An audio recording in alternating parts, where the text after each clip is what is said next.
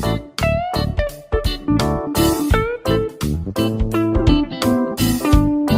warahmatullahi wabarakatuh. Perkenalkan, nama saya Nadri dari kelas 10 IPA 3 akan menjelaskan tentang aspek-aspek Trigatra.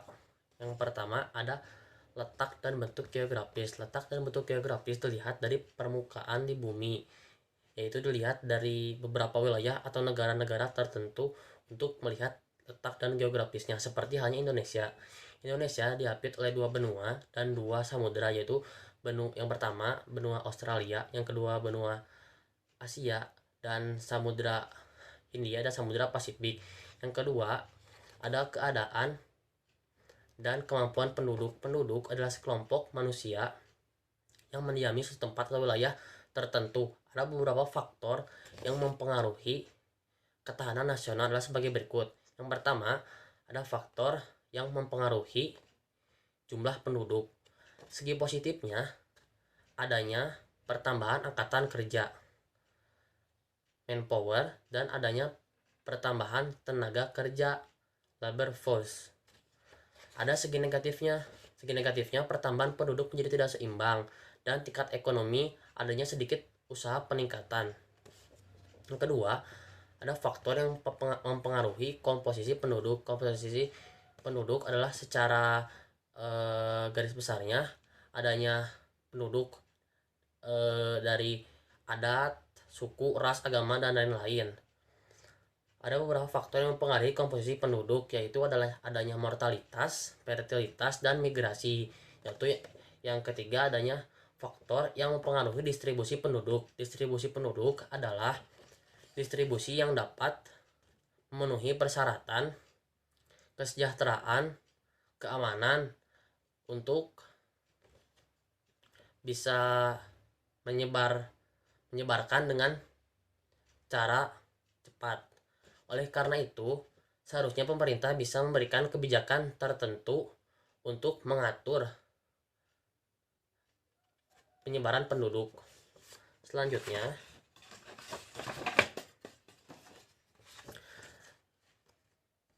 ada keadaan dan kekayaan alam. Kekayaan alam terletak di atmosfer, di bumi, dan di laut.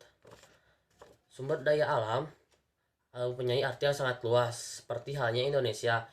Indonesia merupakan salah satu negara yang mempunyai sumber daya alam terbesar. Oleh karena itu, kita bisa memanfaatkannya oleh negara, yaitu dimanfaatkan oleh 3 asas, yaitu ada asas yang pertama, asas maksimal, yang kedua asas lestari, yang ketiga asas budaya asing. Kita mulai dari yang pertama. Asas maksimal adalah artinya sumber daya alam yang dikelola atau dimanfaatkan harus benar-benar bisa menciptakan kemakmuran dan kesejahteraan bagi rakyat.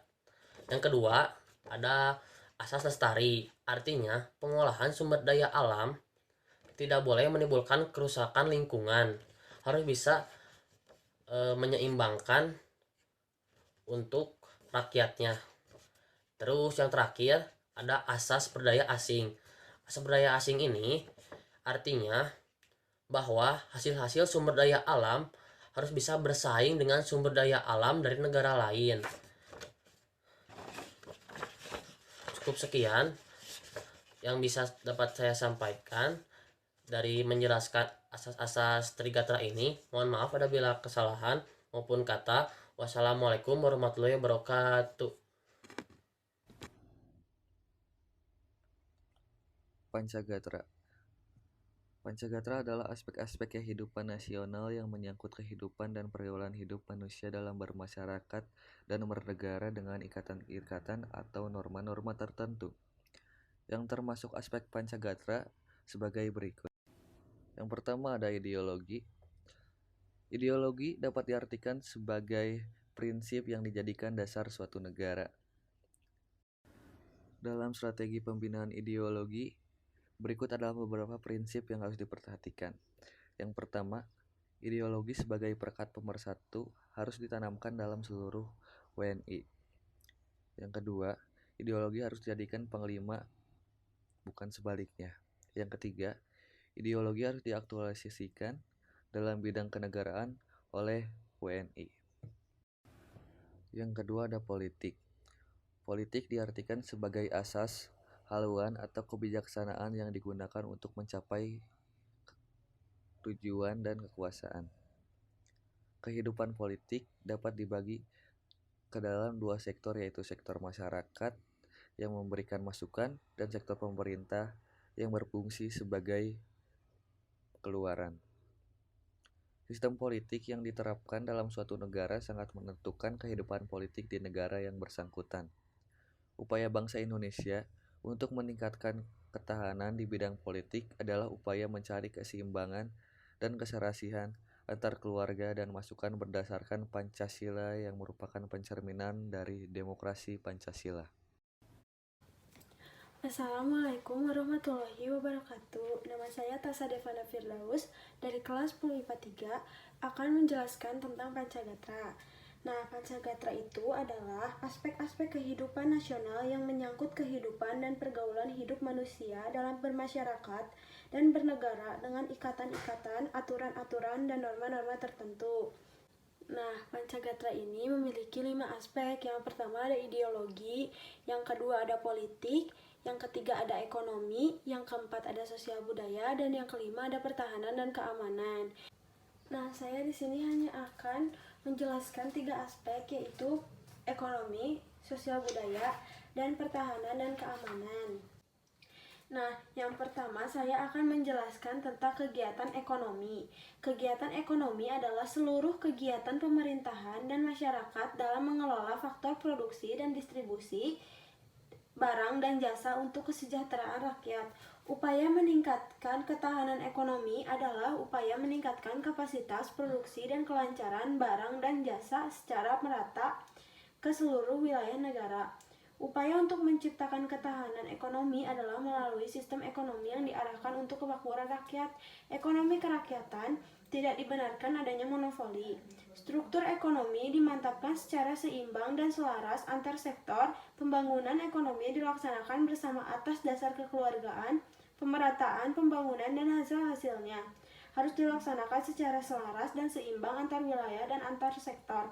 Kemampuan bersaing harus ditumbuhkan dalam meningkatkan kemandirian ekonomi. Ketahanan di bidang ekonomi dapat ditingkatkan melalui pembangunan nasional yang berhasil namun tidak dapat dilupakan. Faktor-faktor non-teknis dapat mempengaruhi karena saling terkait dan berhubungan. Aspek ekonomi merupakan kekuatan materi untuk mencukupi kebutuhan yang ada. Semakin baik kekuatan ekonomi negara, maka semakin baik pula kehidupan masyarakatnya. Hal inilah yang membuat pemerintah sangat memperhatikan aspek yang satu ini. Lalu yang kedua ada sosial budaya. Nah, sosial budaya ini dapat diartikan sebagai kondisi dinamika budaya bangsa yang berisi keuletan untuk mengembangkan kekuatan nasional dalam menghadapi dan mengatasi ancaman, tantangan, halangan, dan gangguan, atau bisa disebut dengan ATHG.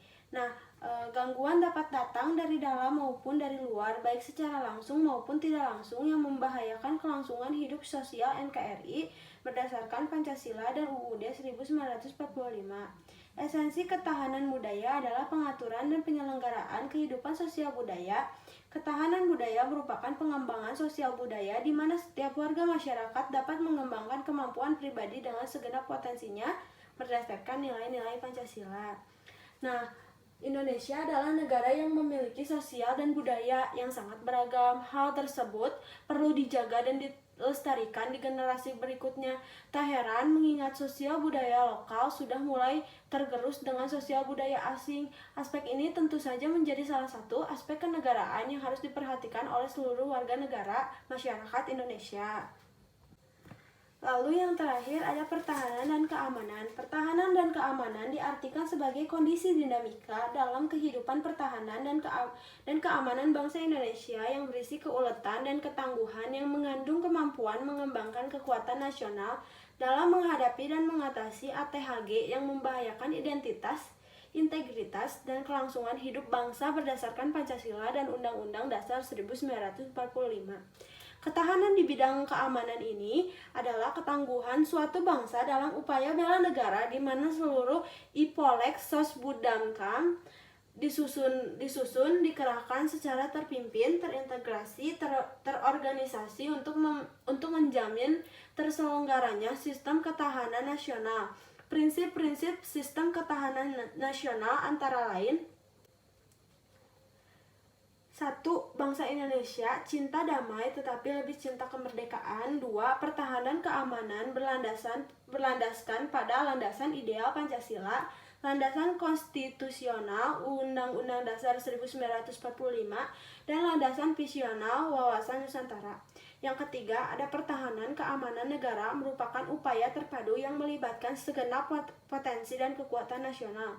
Yang keempat, pertahanan dan keamanan diselenggarakan dengan sistem pertahanan dan keamanan nasional Sishankamnas dan sistem pertahanan dan keamanan rakyat semesta atau Sishankamrata. Assalamualaikum warahmatullahi wabarakatuh. Saya, Dea Yudhistia, akan menjelaskan mengenai hubungan antar gatra. Apa sih hubungan antar gatra? Hubungan antar gatra adalah hubungan timbal balik yang erat antara trigatra dan pancagatra serta antar gatra. Disebut korelasi dan interpendensi. Korelasi dan interpendensi artinya adalah sebagai berikut. Yang pertama, ketahanan nasional. Bergantung kepada kemampuan bangsa dan negara di dalam mendayagunakan secara optimal gatra alamiah atau trigatra sebagai modal dasar untuk penciptaan kondisi dinamis yang merupakan kekuatan dalam penyelenggaraan kehidupan nasional atau pancagatra. Kedua, ketahanan nasional. Ketahanan nasional adalah suatu pengertian holistik, yaitu suatu tatanan yang utuh, menyeluruh, dan terpadu di dalam keseluruhan kehidupan nasional atau astagatra. Ketiga, kelemahan di salah satu gatra dapat mengakibatkan kelemahan di gatra lain dan mempengaruhi kondisi secara keseluruhan atau sebaliknya. Keempat, ketahanan nasional Indonesia merupakan suatu resultan keterkaitan yang integratif dari kondisi-kondisi dinamik kehidupan bangsa di bidang-bidang ideologi, politik, ekonomi, sosial budaya, pertahanan, dan keamanan. Selanjutnya, hubungan antar gatra dikemukakan seperti uraian berikut. Pertama, gatra geografi. Karakter geografi sangat mempengaruhi jenis, kualitas, dan persebaran kekayaan alam, dan sebaliknya, kekayaan alam dapat mempengaruhi karakter geografi. 2. Antara gatra geografi dan gatra kependudukan. Bentuk-bentuk kehidupan dan penghidupan serta persebaran penduduk sangat erat kaitannya dengan karakter geografi dan sebaliknya. 3. Antara gatra kependudukan dan gatra kekayaan alam. Kehidupan dan penghidupan pendudukan dipengaruhi oleh jenis, kualitas, kuantitas, dan persebaran kekayaan alam. 4. Hubungan antar gatra dalam pancagatra. Setiap gatra dalam pancagatra memberikan kontribusi tertentu pada gatra-gatra lain, dan sebaliknya setiap gatra menerima kontribusi dari gatra-gatra lain secara terintegrasi. Lalu, astagatra dalam pendekatan kesejahteraan dan keamanan mempunyai peranan tergantung dari sifat setiap gatra. Pertama, gatra alamiah mempunyai peranan sama besar baik untuk kesejahteraan maupun untuk keamanan. Kedua, gatra ideologi, politik, dan sosial budaya mempunyai peranan sama besar untuk kesejahteraan dan keamanan. 3. Gatra ekonomi relatif mempunyai peranan lebih besar untuk kesejahteraan daripada peranan untuk keamanan. 4. Gatra pertahanan dan keamanan relatif mempunyai peranan lebih besar untuk keamanan daripada peranan untuk kesejahteraan. Sekian penjelasan dari saya. Mohon maaf bila ada kesalahan kata. Terima kasih. Assalamualaikum warahmatullahi wabarakatuh. Nama saya Salsabila Sania Dewi dan di sini saya akan menjelaskan tentang implementasi wawasan Nusantara menggunakan media mind map buatan saya. Wawasan Nusantara mempunyai dua materi. Yang pertama, implementasi wawasan Nusantara senantiasa berorientasi pada kepentingan rakyat. Lalu yang kedua, peranan siswa dalam mendukung implementasi wawasan Nusantara. Pertama, ada kehidupan politik. Nampak dalam wujud pemerintahan yang kuat, aspiratif, dan terpercaya. Nah, implementasi wawasan Nusantara dalam kehidupan politik menciptakan iklim penyelenggaraan negara yang sehat dan dinamis. Contohnya, turut serta dalam pesta demokrasi, mempelajari pendidikan kewarganegaraan, mengawasi jalannya pemerintahan, berpartisipasi dalam pemerintahan. Lalu yang kedua ada kehidupan ekonomi. Menciptakan tatanan ekonomi yang menjamin pemenuhan dan peningkatan kesejahteraan rakyat secara adil. Contohnya, seperti menghargai dan membeli produk dalam negeri, memanfaatkan pasar internasional dan regional sebagai ladang berinvestasi. Lalu yang ketiga, memanfaatkan SDM yang ada di Nusantara. Yang keempat, berinvestasi untuk kepentingan produk lokal. Lalu yang ketiga ada kehidupan sosial budaya, menciptakan sikap batiniah, lahiriah yang mengakui, menerima, menghormati segala bentuk perbedaan. Contohnya seperti menghindari dan mencegah terjadinya sifat individualisme. 2. Membaur dengan masyarakat dan membangun persatuan. 3. Melestarikan budaya daerah dan nasional. Lalu yang keempat ada kehidupan, pertahanan, dan keamanan. Menumbuhkan kesadaran, cinta tanah air dan bangsa, membentuk sikap bela negara. Contohnya, membantu dalam menjaga keamanan dan ketertiban wilayah NKRI, ikut berpartisipasi upaya bela negara, turut serta dalam menjaga kedaulatan NKRI. 5. Wawasan Nusantara dapat diimplementasikan sehingga menciptakan kehidupan yang toleran, akrab, peduli, hormat, dan taat hukum. Ini menggambarkan jati diri Indonesia. Yang keenam, untuk itu, setiap warga negara Indonesia diperlukan pendekatan dengan program teratur, terjadwal, dan terarah. Hal ini akan mewujudkan keberhasilan implementasi NKRI melalui pengukuhan wawasan Nusantara. Lalu, yang keenam adalah peranan siswa dalam mendukung implementasi wawasan Nusantara. Yang pertama, mendukung persatuan bangsa. Contohnya seperti saling mengayomi dan menghindari perilaku rasisme. Yang kedua, berkemanusiaan yang adil dan beradab. Yang ketiga, mendukung kerakyatan, mengutamakan kepentingan bersama. Contohnya tidak bersikap egois. Yang keempat, mendukung upaya untuk mewujudkan keadilan sosial. Yang kelima, mempunyai kemampuan berpikir, bersikap rasional. Yang keenam, mempunyai wawasan kesadaran bangsa untuk membela negara, contohnya seperti belajar dengan giat dan mengharumkan nama bangsa.